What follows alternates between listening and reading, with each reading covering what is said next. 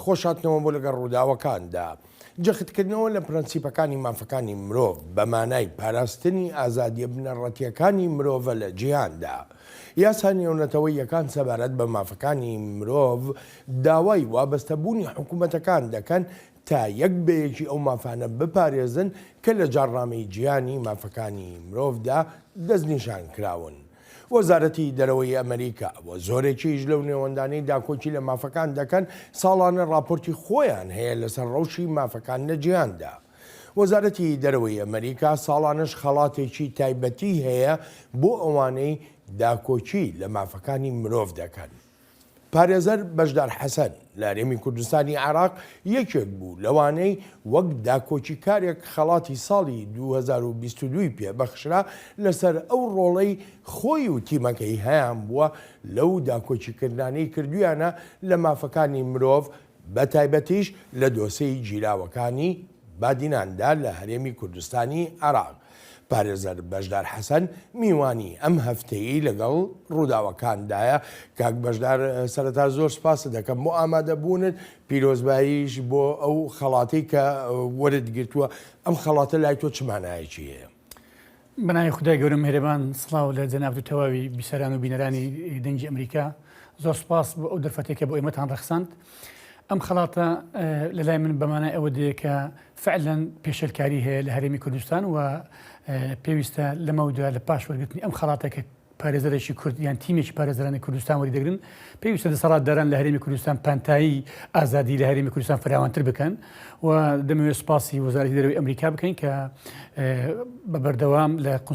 قونسولی هەولێر لەگەڵمان بوونەوە متابعی ڕووداوەکانیان کردی و متابعی ئەو پێشەرکانیان کردی دەرحەق بە مافەکانی مرۆڤ و ئەم خەڵاتە بەڕاستی شتێکی گەورەیە و جێگەی خۆشحاڵیە. بەڵام ئەو کاتە ئەمن خۆشحاڵتر دەبووم ئەگە بمبینی باە زیندانەکانی هەرێمی کوردستان خەڵکی تێدا نەمابایە لەو کەسانێکە بە لەسەر ئاستی لەسەر پرسی ئازادی ڕادەبڕین دەژی کراون. گەورەترین گرفت لە بەردەمتان نابوو کاتێک کە داکۆچیتان لە گیراوەکانی بادینان دەکرد چی بوو؟ ئەوە بوو کە نەیان دەهێشت سەردان بکرێن یاخود لێدوانی گەورە کاربەدەستان زیاتر ڕۆڵی هەبوو لە بڕیاری دادگادا و بوو بە تەگەرەیەکی گەورە لە بەردەمکاری ئێوەدا. طبعا تەگەرە زۆر هەبوو عائق هەبوو لە پێشمان لە بەردەمتیمی پارێزەران. یەک لەوانە مەسەلەن هەر زیندانێک لە کاکی دەژیرکردنی لێ هەیە لە قۆناغی لێکۆڵینەوە تا دەگاتە قۆناغی دادگایکردنی پارێزەی لەگەڵ بێ. هیچێک لەو زیندانیانەی بادینان ئەو چالاکۆن و ڕۆژنامەنووسانێک کە دەژیر کراون لە قۆناغی لێکۆڵینەوە پارێزەریان نەبووە و ڕێگەیان نەداوە ئەستەم بیان بینین و تەنها بۆ خوێندنەوەی دۆسیەکانیان تا ڕۆژی دادگایکردن ڕێگەیان نەدا دۆسیەکان بخوێنینەوە و ئێمە لە ناو دادگا وەختێکمان وەرگرت سعاتێک وەرمانگر بۆی بچین دۆسیەکانیان بخوێنینەوە. بۆیە کۆمەڵێک گیرگرفت هەبوو بەداخەوە دەسەڵاتداران بە تایبەتی دەسەڵات و هێزە ئەمنیەکانی هەرێمی کوردستان ڕێگەیان نەدەدا. بۆچی دەسەڵات و هێزە ئاسایشیەکان دادپارێز لە هەرێمی کوردستانی عێراقدا بە تەواوەتی پێیاندا دەگرت لەسەروەی ئەم دۆسیانە پەیوەندی هەیە بە سیخڕایەتی کردن و بەم جۆرە بابەتانەوە؟ هۆکارەکە چی بوو؟ ینی ئەم گەنجانە کە گیران لە شاری دۆک دەگیرێن بەڵام لە شاری هەولێر دادگایی دەکرێن تەنانەت بەر لە دادگاییکردنەکەش سەرۆکی کابینەی نۆ لە لێدوانێکی ڕۆژنامەوانیدا ئاماژە بەوە دەکات دەڵێ ئەمانە سیخوڕن ئەمانە کاری خراپیان کردووە. بۆچی ئەم هەموو سووربوونە هەبوو لەسەر ئەوەی سیخڕایەتیان بەسەردا بسەپێنرێ؟ ئەجار خۆی لە خۆی لە لێدوانەکەی بەڕێز جەنابی سەرۆکی حکوومەت بەر لە ئەوەی کە دادگا قەزێکێک لا بکاتەوە خۆی لە خۆیدا دەستێوەردانە لە کاروباری دادگا چونکە ناکرێت و کەسێک متهم بکێشتان دەرگای نەکراوە. ئەوە خاڵێکی تر ئەمانە هیچ کارێکی سیخۆریان نەکردو بە هیچ شێوەیەک و هیچ بەڵگە و دیکۆمنتێک نییە SMS-ێک پەیوەندیشی تەلەفۆنی کەسێکیان بینی بێ تەنها هەموو ئەو بەڵگانێک کە دەستگا ئەمنیەکان و دادگا پشتی پێبەستە لەسەر سزادانی ئەوانات مخبر سڕیە. مخبر سڕی ئەستن لە عێراق هەر باوی نەماوە دەبێت ئێستا لە عێراق شتێک نییە بەنای مخبر سڕی دەبێت دوو شایەت بە چاوی خۆی ببینی ژێ لێ بوی کە ئەوانە بەتەمای کاری سوخڕین یان ئەوەتە دەبێت ئاعترافەوی تاوان چۆن ئیسبات دەبێت لەسەر متهم یان دەبێت ئاعترافی هەبێ یان دەبێت دوو شایەت هەبێ دوو شایەت نییە ئاعتراف نییە تەنها مخبر سڕی. بۆیە سەد لە بەری تۆمەتەکان هەمووی بێبنەما بوون و خۆشیان قەنەعەتیان ئەسڵەن بڕیارەکەنەوە بەڵام بڕیارەکە بڕیارێکی سیاسی بوو بەداخەوە دادگاکانی هەرێمی کوردستان کەوتونەتە بەرمەترسی. مەترسی ئەوەی کە بڵین سەروەری یاسا بە تەواوەتی پێشێل کرا؟ بەڵێ بەوان ئێستامە هەمومان لە مەترسی ئەوە دێنە کە دادگاکانی هەرێمی کوردستان سەربەخۆییان ڕزداوە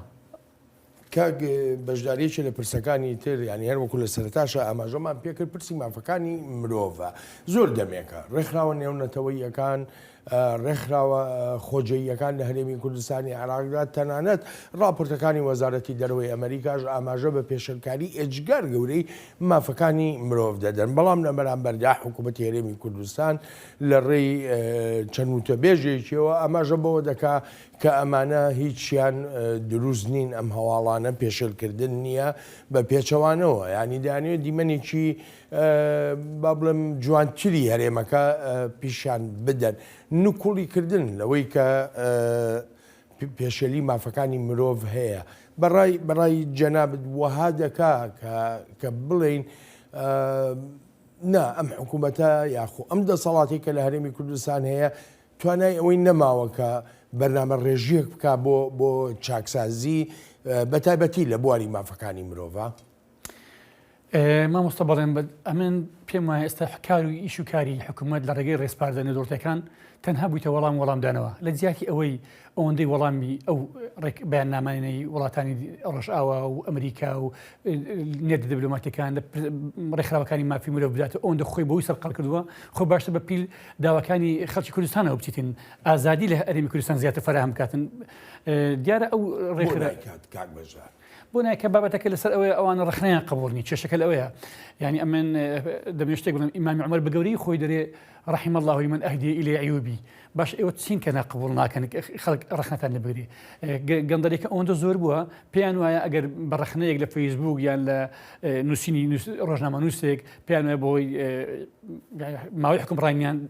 بەرەو کەمبوون دەچێتەوە. دۆسەی گیراوەکانی بادینان چەندە پەیوەندی هەبوو بە ئازادی ڕادەربڕینەوە 100% پەیوەندی بە ئازادی ڕادەربڕینەوە هەبوو هیچ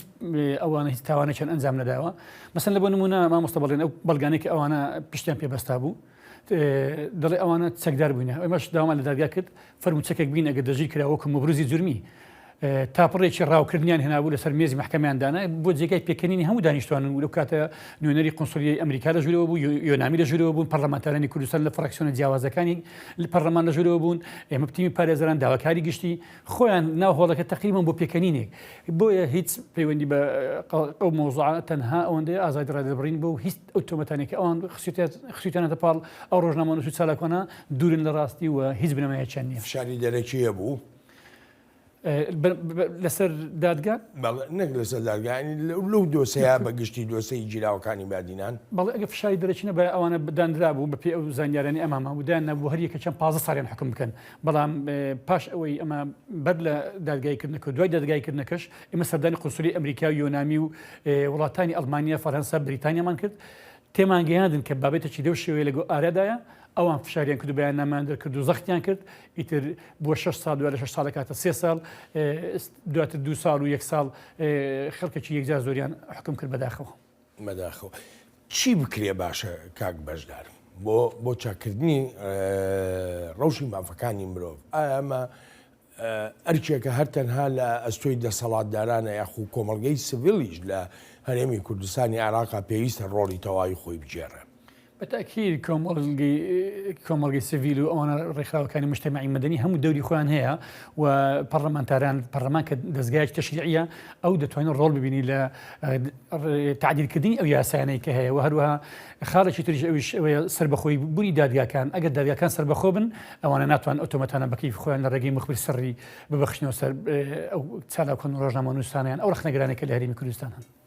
من زۆر جار لە چالاکوانانەوە دەبیستم کە دەڵێن سەروەری یاسا بە هیچ شێوەیە ئامادەی نەماوە لە هەرێمی کوردستانی عێراقدا بەزەمێ ئەوە لە زاری جەنابتەوە ببیستم